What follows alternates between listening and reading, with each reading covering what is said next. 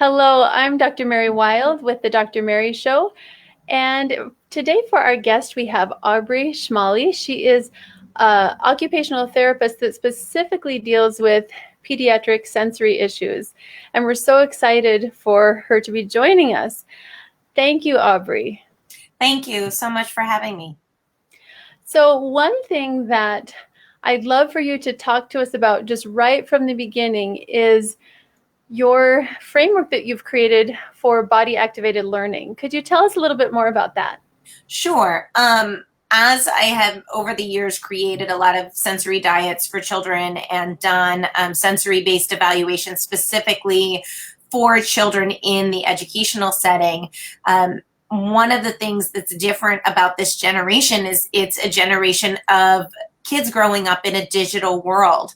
And that really calls for a rethink around what are the strategies and what are the types of activities and exercises that really need to be built into a program that support a child's ability to pay attention, to engage with their learning environment, whether that's at home during distance learning or, in a school-based setting.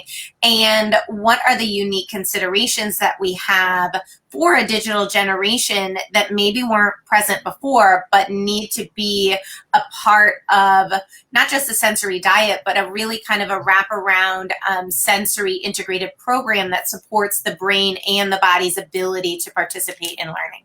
Mm-hmm. So can you highlight a few things that are some of your favorite aspects of this framework? So what I like about this framework is that the way that it's put together is that you're first doing exercises or activities that are going to either give you energy to the brain and the body, help the child be more alert and connected, or restore a child to a calm place. So that first piece is similar to alert program, zones of regulation, anything that really is meant to bring your arousal level up or down. But then the second part of the framework is the activating piece, and that's really teaching the senses to work together, and specifically for the eyes to guide what the body is doing and to work together with your auditory sense as well for whatever the activity is, whether it's listening, whether it's writing and drawing, or even just being able to navigate your environment without, bumping into your peers and managing your personal space. But then the last aspect is regrouping, which is that recovery from visual demands that are very screen oriented, especially, and all of the tensing and fixing postures that kids start to have as a result of being in these positions while they're using their technology, whether it's in a flexible seating situation or trying to, lay in their beds at home and log into their teacher's class. Whatever the position is, we've really are seeing a lot more back, neck, and vision issues as a result. So it's very important to balance the strengthening of the sensory systems and the visual system with those recovery opportunities. So the program and the framework itself really makes sure to kind of hit all those key areas to balance what the body needs, as well as, support that growth and development and the brain's ability to actively engage in activities. Mm-hmm. That sounds so important. And I think so many of us don't even tap in to have awareness of the fact that we need to prepare for a certain activity, or we need to kind of create readiness to be alert and to be calm. And so it's so helpful to just step back and think, yes, we need to actually prepare ourselves to be able to learn.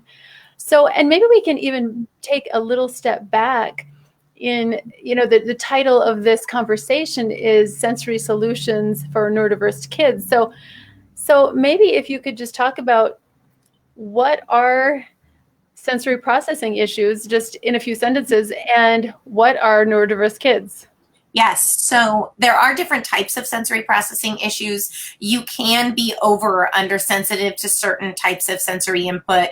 So for example, some kids really don't do well moving very fast because they get nauseous very quickly or are very easily disoriented, where you might have a different kid who's just looking for movement all the time as a way to keep their alertness and regulation up. So you can have that over or under sensitive kid in any sensory category, whether it's, sound or touch or things like that. But then you can also have discrimination issues where your body's really not understanding the information that's coming from the senses, and therefore you can't really put it together to follow that natural process of development, to get coordination, to get balance, to really be able to understand sound information that's coming in, to participate in a social conversation, and then to use all that information to develop higher level executive function skills, like, can I come up with an idea of what to do with myself and put it into action in real time, which is the foundation for then progressing to developing higher order executive functions where you are really planning and organizing how to do a task. So any of those three areas where there's a breakdown can be a sensory processing problem. So I don't want people to think, sensory processing issues are really just over or under arousal and we need a sensory diet. And I think unfortunately we've gotten caught in looking at sensory issues as just that, when really it can affect all areas of learning and development. So we really have to make sure that we're hitting any one of those areas and really getting everything to work together better. And neurodiverse kids, who are these kids? These are all kids in some ways, because when we say neurodiversity, it's everybody, but yes. Who does this include? Right. So it can include just the child who has some sensory processing issues, but is very smart or maybe does very well academically and doesn't seem outwardly as, they may not even qualify for an IEP in school, but they are those kids that fall in the gray area that might have some behaviors or some regulation issues, but don't fit in a box to get extra support at school. And then you also have all the kids that are classified with learning disabilities or attention deficit disorder, and even Down syndrome, because when you think about children with Down syndrome, they don't move quickly oftentimes under their own power because of their low muscle tone or difficulty with coordination, and they often have other foundational issues that are preventing them from really getting their senses to work efficiently for them. And so neurodiversity can encapsulate all kinds of disabilities, and what we see is that the senses kind of there are some commonalities that we can look at, and one of them is really getting the vision to work efficiently with those balance and motor systems, so your vestibular and proprioceptive system. When all three are working together, that's where you get your ability to use your vision to guide what your body's doing. And in so many of these populations, we see a challenge with that, right? We see a challenge with visual tracking when we're working with a child who might have dyslexia. We see a challenge in vision and posture when we're looking at children with ADHD, and the same with children with Down syndrome. So as we see these commonalities, that's also where there's an opportunity in a learning setting to really meet the needs of all learners in the classroom, regardless of their disability category, because of those commonalities. And you didn't specifically mention autism, but I imagine that's also included. Yes, absolutely. And even in that range on the spectrum, there, you may have a goal again of increasing eye contact or increasing the ability to follow through with a task demand. Yet we often see children not able to keep their eyes on a target, to be able to look at something for any sustained period of time. So they sort of look at the whole world instead of focusing in on what they need to. Or they have trouble really planning and controlling their body movements. So the execution of what the task demand is may be very challenging for them. And I think what I see in children is a lot of frustration when they understand what's being asked of them, but their bodies don't work for them. They work against them. And so it's not a matter of putting a behavioral program in place. It really is a matter of what, we started the conversation talking about, preparing the body to be available for the learning tasks and the experiences that they're going to have to adapt to throughout the day. And Aubrey, just to clarify for our listeners, you've mentioned the term sensory diet. And when you say sensory diet, are you referring specifically to foods, or are you referring to a collection of tools and resources that optimize the sensory system? The second. So a sensory diet is really, I think as you grow into adulthood, you look at it as a sensory lifestyle. What do I need to get me woken up and alert for the morning? There are some people that cannot do without going for a run or lifting weights or something like that. But then there's also things that are sold commercially as sort of spa and relaxation materials, right? We go and the Himalayan sea salt, and now the weighted blanket has become a very normal part of our relaxation existence. And all of those things really grew out of sensory diet programming, where we found that there are different types of sensory inputs that either increase your alertness and release the endorphins and increase your serotonin levels so that you are happy and you're feeling good, or reduce your cortisol so that you're not feeling stressed. And we've taken a lot of those materials and then made them kind of a mainstream support. So a sensory diet is exactly that. It's a combination of those tools that you can put in, but also the activities and exercises that you're building in throughout the day, or how you're setting up your environment to make those opportunities available to you so that you can keep yourself in a good place.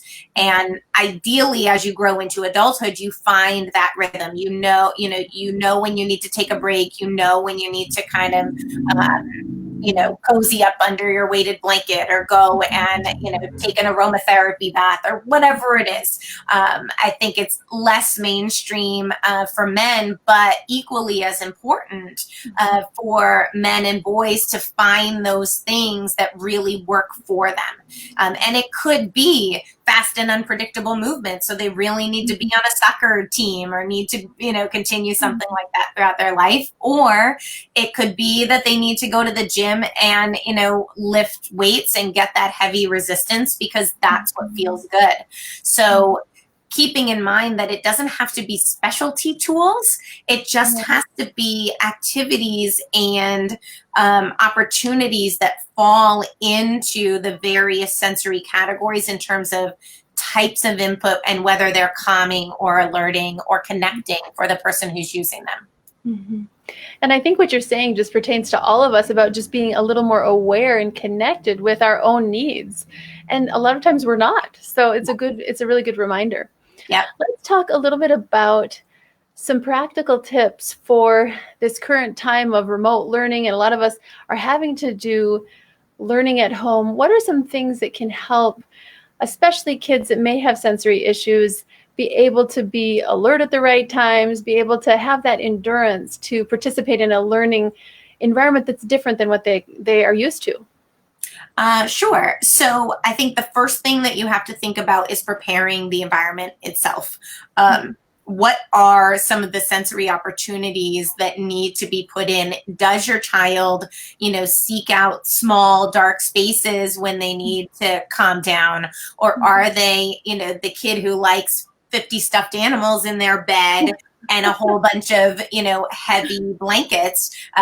That's my daughter, but it works for her. And we actually, when you look around and you see what the child naturally goes to help themselves recover and calm down, the only caveat to that would be kids who like to just use the screen to block out the world. Right. And I would argue that that's not necessarily calming. That's really just kind of shutting out the things that are not that comfortable for you. It's more escapism. Yeah. Exactly. When really the body is looking for three things when you're looking for calming: rhythm, pressure, and respiration. And it's always those three things. There's never they never differ, with the exception of if you have a child who has maybe not great oral motor control and can't coordinate their breath. In which case that child actually needs to learn to breathe, because what you see is them kind of stressing themselves out because they can't take a deep breath. And so then that becomes a skill that you would work on using. Blow toys are very, very popular. I'll use ones that are more visual so they can see the cause and effect. And I'll play around with the sizes of the mouthpieces. I actually just met a sixth grader, and she really struggles with that oral motor piece. She can't blow up a balloon, but she loved the Nerf blow darts that we found. And she's like, I can feel the stress leaving my body. And I said, then that's the tool that's for you. So sometimes you have to play around and say, okay, what is it that they do when they are stressed to calm themselves down? Do they go for something that's heavy and that's a lot of pressure or resistance? Do they go for a hiding spot where they kind of shut out the stimulation? Do they go for more the rhythmic rocking motion? Or maybe you find that when you comfort your child, you're kind of intuitively rocking with them to give that calming input. And if they're missing any of those categories, the rhythm, the pressure and respiration, what can you put in the environment to make that a part of their world and available to them? Because when it's available, they're more likely to access it. And I often find in the school setting, that's one of the issues, is that because it's not readily available, you can't see that those are the types of things that the child might choose to calm themselves down. And if you're in reverse and you're going in the alerting direction, then what gives you energy to your brain is actually the vestibular system and the auditory system. And so that comes from head tipping and turning. So anything that is head tipping and turning, it could be, spinning and giving mom a high five. It could be, doing a couple somersaults off the couch, or, something very quick and easy. Maybe diving over a yoga ball into a pile of pillows. I'm getting the resistance, I'm getting the head tipping, and I'm getting all of that input into my muscles that helps me get more awake and alert, just by combining that movement with some sort of resistance and pressure and unpredictability.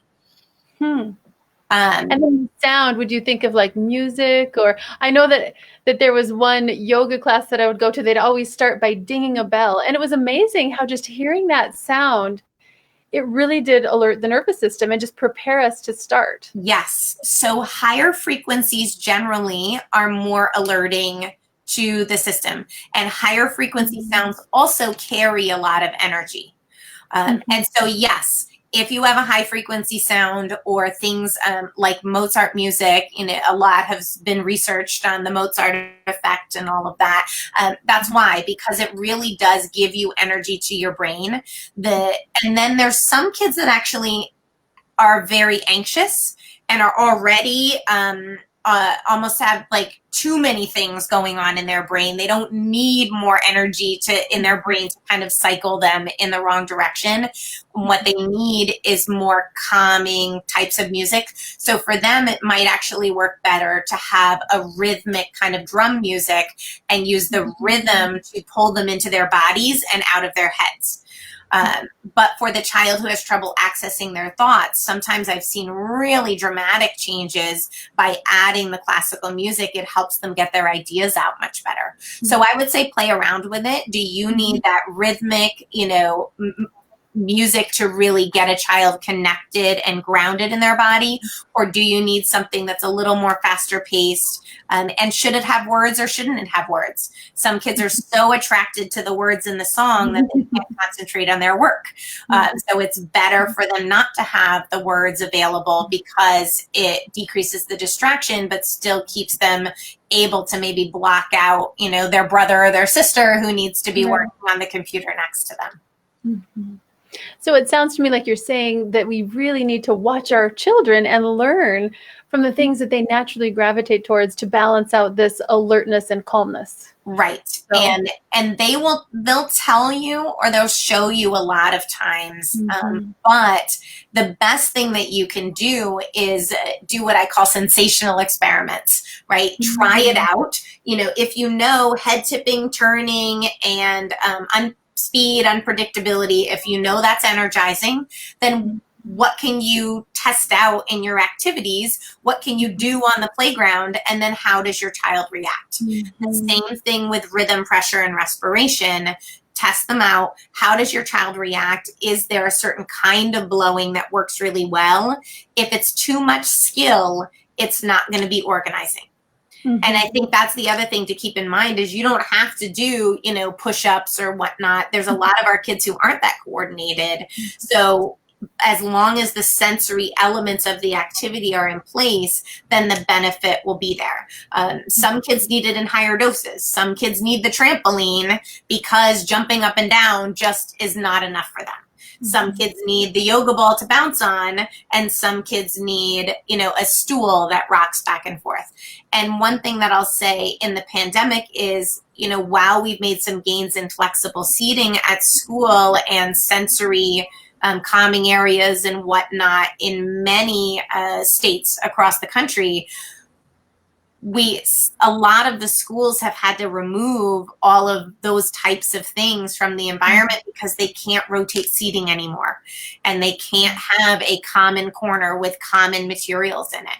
So the idea that you can replace those inputs with, you know, just like spinning and high-fiving or rocking back and forth in a very rhythmic way, it is really important because I want parents to see not the exercise, but the input that's being provided and what the goal is for what you're doing. So we can be creative and adapt based on our circumstance. Yes. That sounds like a really nice reminder. Yeah. So let's talk a little more about school settings. So if we have some teachers watching or parents who need to advocate for their kids and help teachers understand what their kids need, what are some things that can help kids with sensory issues in the classroom setting? Sure. So in the classroom setting, what I would say, I'm going to pull up my book because I think it's a little bit easier to visualize if you see it first. So this is the, hold on. This is the framework, and you can see we're either starting with something to give you energy to your brain and your body or restore you to a calm and organized place. And then the second phase of that is activating the body for the task demand.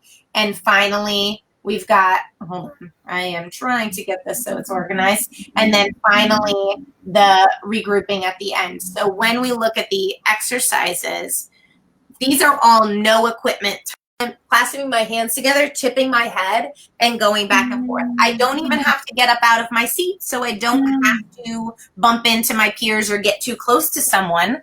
And then the same thing, even if you're in your chair, you know, can I just go back and forth? And you'll notice I'm not really challenging your vision at this point. I'm really just looking for this head tipping and turning motion.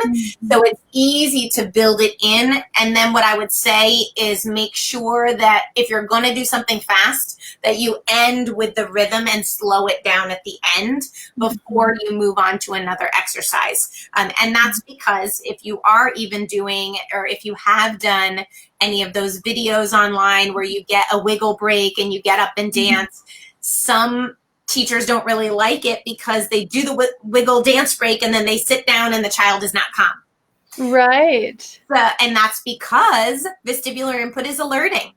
Yes. Unless you go back to rhythm and pressure and respiration, so I can do this crazy move and I can have a lot of fun and my alertness will go up.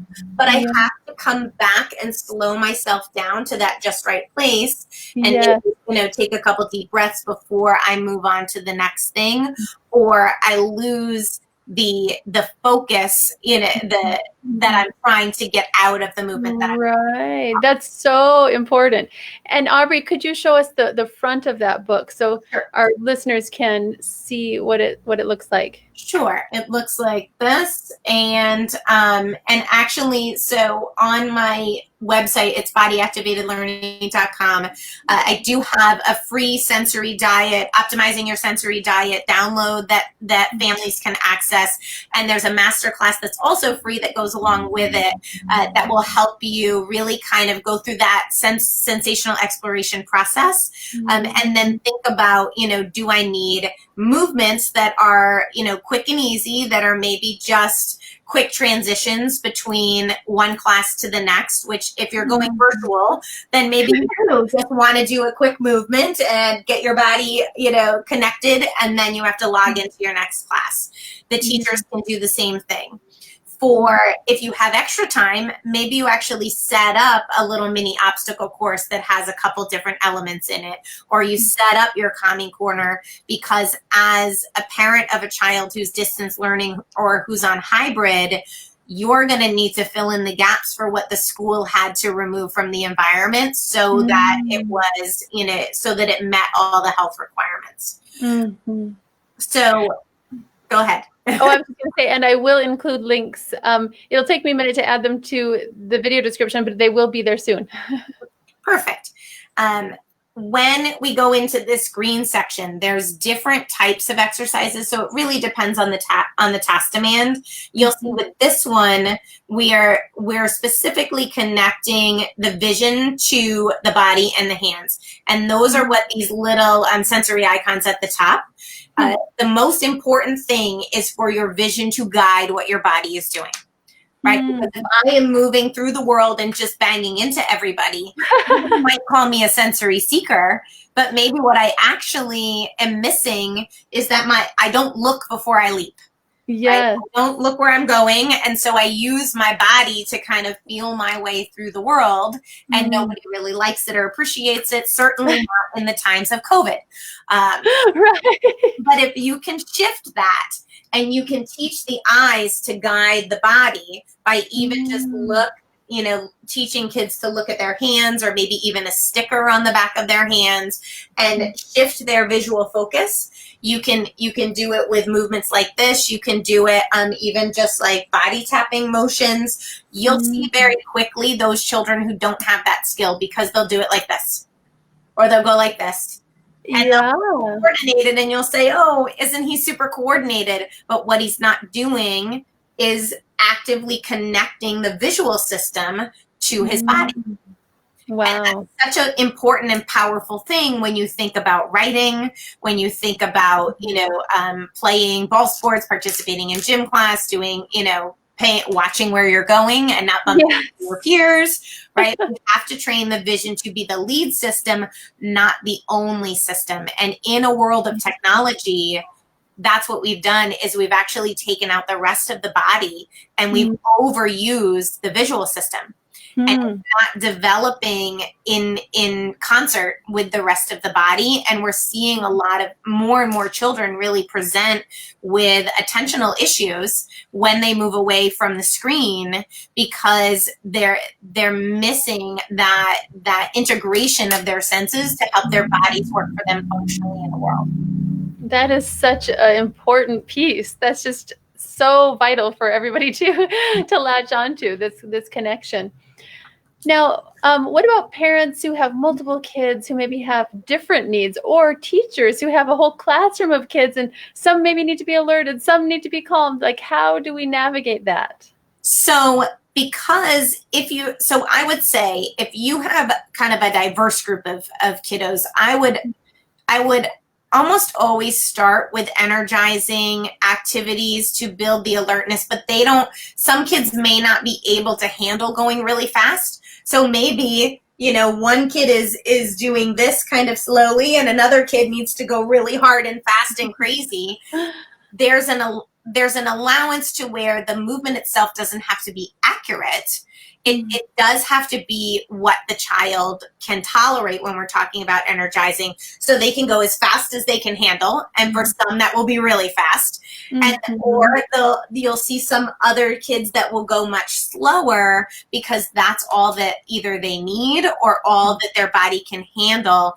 And then I'll tell them if they get dizzy, they can put their hands on their head and give some added pressure that will kind of help ground them back down. So remember that we're always ending the energize with rhythm anyway. So if we want to, as we slow down from like a really fast movement, you can purposely add in the rhythm, the pressure, and the respiration by putting your hands on top of your head, breathing in, breathing out, in, out. So you see how we can kind of marry those two and still get everybody in a good place. And then move everyone to the next activity. So regardless of whether or not they can already use their vision, it ends up just being reinforcing for the kids that have the skill. And then it becomes pretty easy for them, but it gives their body a chance to move in a way that's not sitting in front of a screen and get some more dynamic body movement and integration of the senses. Then when at the end you move to the regrouping, which we didn't talk about, but the regrouping section is really about supporting that recovery from the visual demands. It may be that you can hit everything. So if one kid, let's say, tenses and fixes a lot because they're not very good at controlling their pencil, and another kid is doing this on the screen and their eyes don't really, work for them, so they're working really hard to try to focus as they're typing, everyone can do a stretch and breathe in and then release. Everyone can add closing their eyes and breathing in and stretching. So you can get the breathing, the stretching, and the vision break. Even if you do eye cupping, you could do and then have everyone reach up and then down to the ground. So there's ways to hit everyone with what they need and still do it actually in just 3 minutes. Wow. So that's the amazing part about the framework, is that you can do it as much or as little as you want. You can just do movement that is and go through the energize, activate, and regroup. Or you can expand the activities and make, corners and areas in your house and bigger crashing zones and aesthetic learning stations where you're practicing sight words by turning and touching the sight words. Yeah. You can go as big or as small as you want and be as creative as you want. And one of the things I've tried to do actually is on the Sensational Achievements YouTube channel, which is my business, and on the Sensational Achievements Pinterest boards, I've tried to give you a lot of different ideas on ways that you can combine a sequence that's going to work for a child, but also for a group of learners without, being able to use as much or as little equipment as you want, being able to go outside or stay inside. And as we get to this cold weather, I think we're going to need to really think about how the home environment is set up and how the classroom environment is set up, because now you can't even leave school and go outside, as we get into, some of the more extreme seasons of weather. We're not going to be able to even do the leisure activities that we were able to do outside before. So it's time for a rethink, and it's time to really collaborate. And I love that it sounds like these things can be really efficient and they can involve the group, because everyone will sort of self-select in terms of like modulating the activity to fit them. And if we get everybody to the ideal starting spot anyway, no matter where they've started from, then it can just work for everybody. So I love that. Yeah. Now, is there anything that you would like to add, any take-home points that you would like to share with our audience? One thing that I'll say is that you will, as a function of even doing some of these exercises that I showed you, and you can actually, there is an ebook and a hard copy version if you're interested in getting all the different exercises. There are a few YouTube videos where you can see a sequence in action, and you can play around with those for a little while, test them out in your home. What you'll see is you'll see where the gaps are, and you'll see the things that work really well. And that's really the process, is that we don't want to only do the things that make our child feel good, because they're still going to get stressed out at the things that are hard for them. And that by doing some of the movements that are not as easy for them to do, you're actually helping to fill in their skill gaps a little bit as well, so that when they go back to an activity or they go into the next task, because remember, this is preparatory, not reactionary in nature, that you will actually be preparing the body for learning.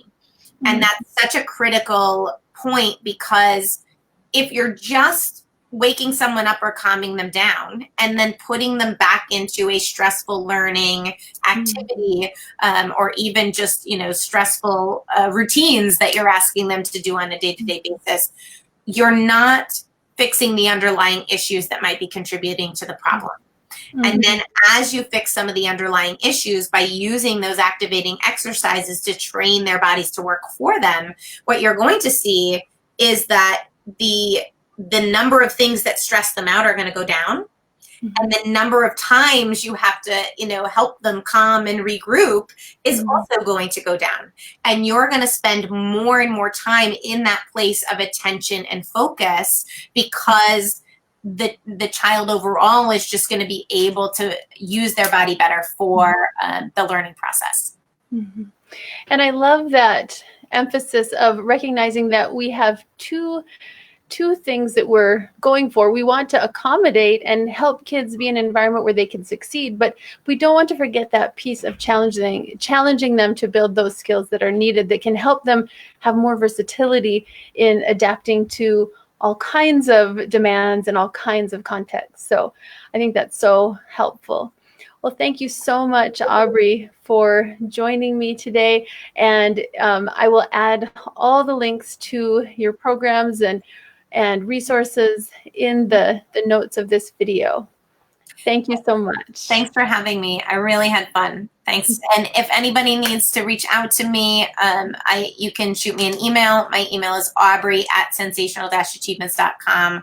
I'm happy to try to answer questions or guide you in the right direction. I'm very passionate about this, and I think the pandemic is definitely the time to rethink as the world of technology and technologically based activities continues to grow.